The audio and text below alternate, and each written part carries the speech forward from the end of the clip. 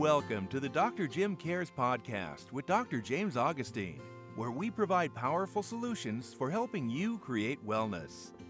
The following discussion is for educational purposes only and is not meant to diagnose or treat disease. Because our approach is individualized, it's important to not apply this information without first consulting with your healthcare professional.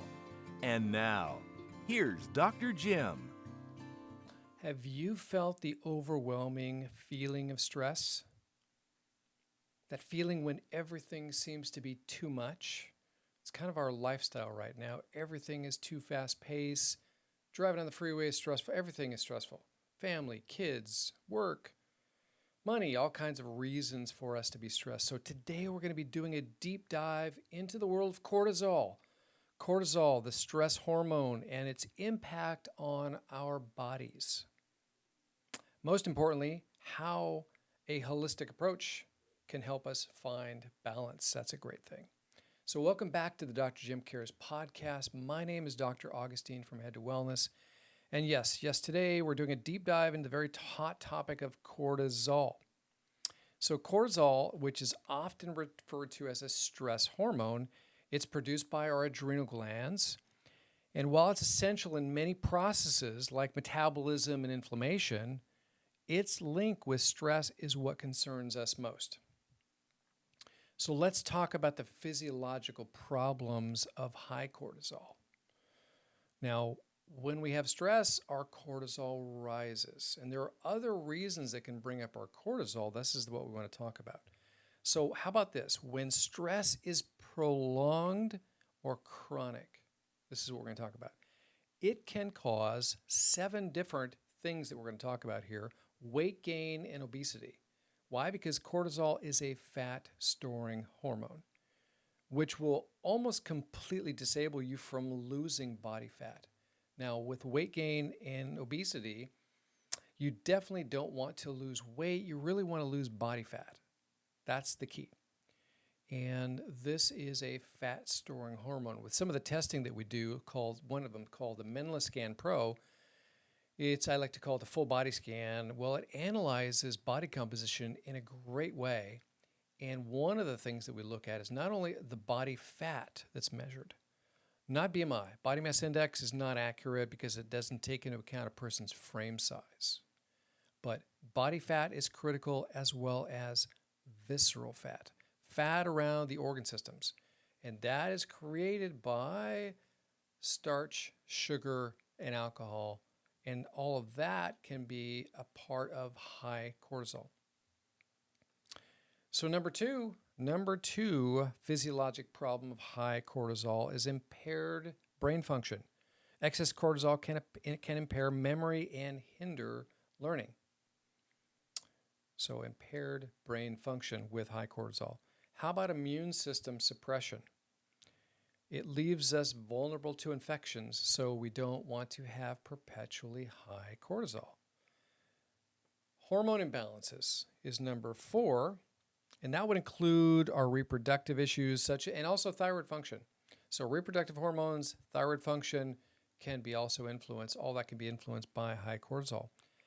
Bone density reduction. Now, a little story on that. This increases the risk of osteoporosis. So back in the day, 26 or 27 years ago, my mom passed away. She had rheumatoid arthritis, and rheumatoid arthritis is very painful joints. So she would go do something in particular, and she would have joint pain with that. The only thing that took that away was a drug called prednisone. Prednisone, cortisone, cortisol. So it's very anti-inflammatory.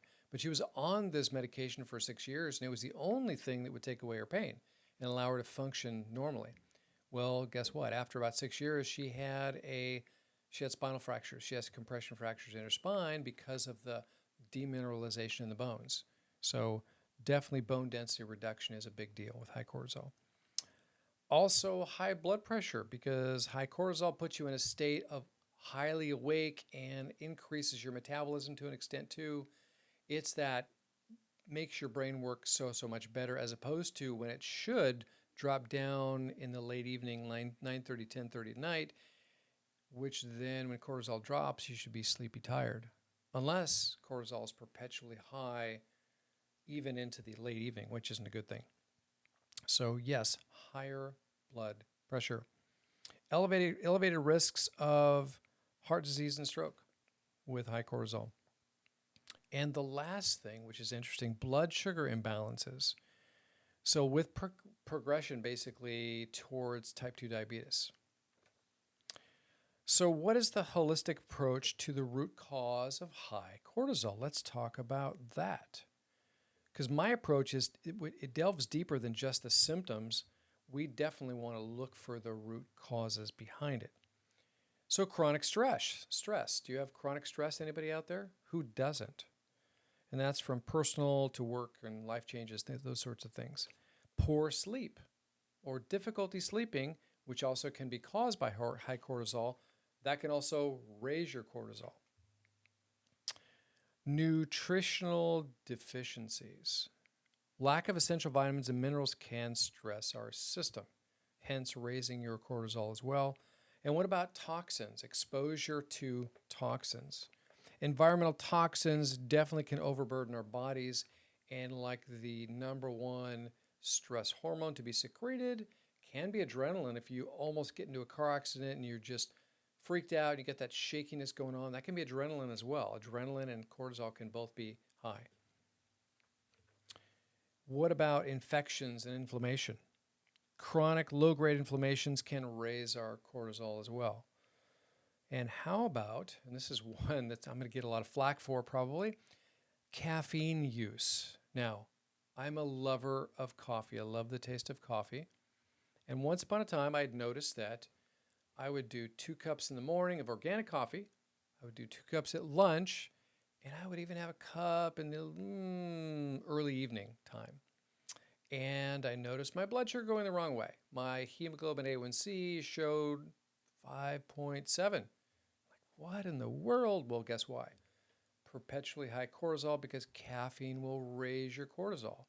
And hence, if you notice that, some of the chronic coffee drinkers that drink a lot of coffee might not notice the response, but once upon a time drinking some coffee, you can get a sweat response, a heated, hot, stress response, and therefore you'll sweat a bit. And that can be sort of a caffeine boost, but caffeine boosts your cortisol level. But again, the goal is to bring that cortisol down to a normal level and not be just perpetually high to the point where you can't even sleep at night. Not a good thing. So yes, I still drink coffee. I just don't drink as much. I'll have 1 or 2 cups in the morning and then maybe some at lunch. A little bit. Not 2 cups, maybe 1 cup. That's it. Ideally, we should be down to maybe 1 or 2 cups in the morning only. That would be good. You can still have your cake and eat it too, so to speak. So let's talk about the solutions to manage or reduce high cortisol. Now, understanding the root cause of why it's high is the first step. So the best testing for high cortisol would be something called the Dutch hormone test. Dutch stands for dried urine testing for hormones. It's a urine test. You would pee on some strips of paper, let them dry. You would then send those into a lab, and we get a phenomenal report about your cortisol. You'll also get your adrenal hormones. You'll see pregnenolone. You'll see DHEA. You'll see cortisol. You'll see that maybe you've heard of this whole issue with cortisol, that it fluctuates throughout the day. It rises the most in the morning, wakes you up, peaks sort of late morning to midday, and then starts to drop towards the evening time. And that's that response, a cortisol response that should be normal. And it tends to get so messed up for people. This same Dutch hormone testing shows you androgens, the male hormones, the progesterone and estrogen levels, the fractions of estrogen, E1, E2, and E3. Also, it shows you how well you're metabolizing those hormones. And then a whole bunch more. It's like a 17-page report. It's a phenomenal report. And I highly recommend it. Now, some other testing that we do, one of them is called heart rate variability. It's a non-invasive test. It's an EKG-based test measuring heart function, but more importantly, it measures your autonomic nervous system. Now, autonomic sounds like automatic, so it's the automatic side of your brain central nervous system that runs and regulates all of your organ systems.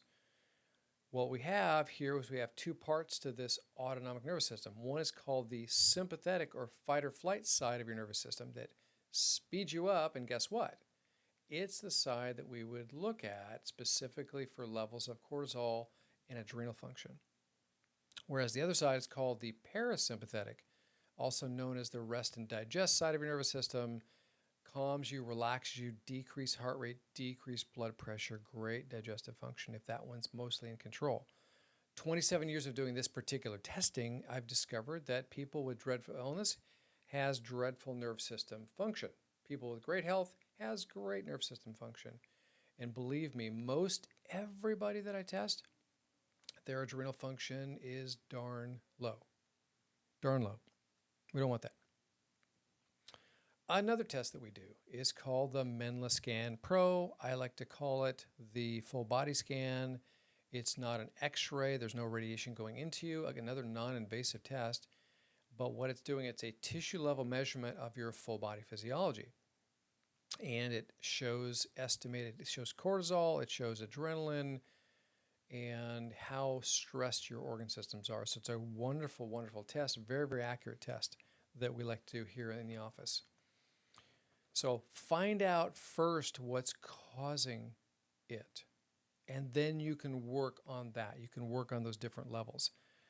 So let's talk about now solutions for reducing your cortisol. These are things that you can start to implement like right away. Number one, mindfulness and meditation. Grounding. Have you heard of grounding? Anybody out there heard of grounding?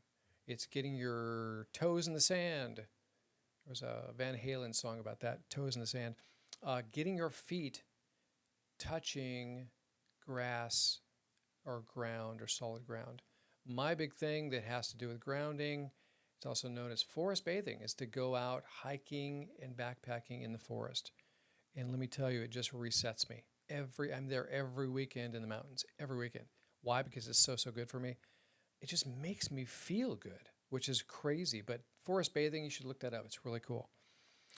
So grounding plus deep breathing is another great thing for mindfulness, is becoming more aware of your health and paying more attention to it so that you can start to throw in some of these things to improve your health. One problem with regards to mindfulness is that there's a lot of people out there that don't really believe that they can heal, don't really believe that they can actually change their health by doing anything. They think that, well, it's just their age and it's genetics, which you can't do a thing about either one of those, right? Your hair starts to turn different colors, and I guess you could color your hair, but my point is that aging, there's anti-aging, there's all sort of biohacks out there to do, but please consider becoming more mindful and doing some of these great things. Number two, dietary adjustments, things that you can do to change your biochemistry. The inside of you, the biochemistry inside of you, is all nutrient-based. Strange that our current healthcare system doesn't recognize that, nor does it have an education process of that. The dietitians have very, very old education with regards to dietary recommendations. But in this case, to make it really super simple, emphasis on whole foods, eating whole foods, nothing processed. Reducing caffeine, like we talked about, and sugar and starch. Those would be great starting places as far as a diet recommendation. So whole foods, eating whole foods, drinking water, not soda, not fake sugar soda, which has a whole other set of problems going on with it. Water. Okay, reducing caffeine. I didn't say eliminating it, but reducing caffeine and eliminating sugar and starch. Because sugar, starch, and alcohol actually are the three substances that classically cause heart disease. Push you towards blood sugar and diabetes problems, which causes heart disease. Not good. Number three, sleep hygiene. It's kind of a better way to put it, right? Sleep hygiene.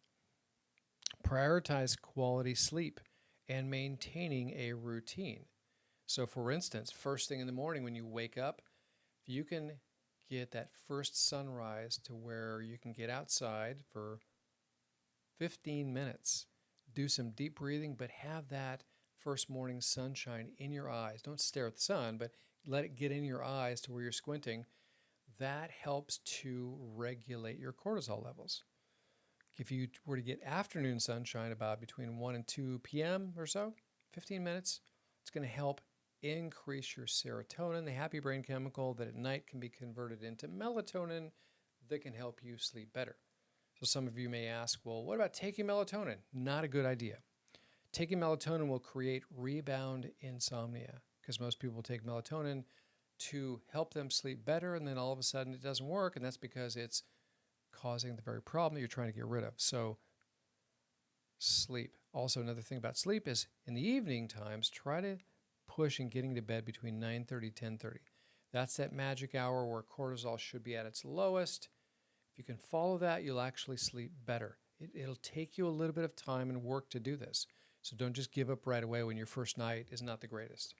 Because remember, the habits that we've been training our body to do takes a while to change those habits. So sleep hygiene, very, very important.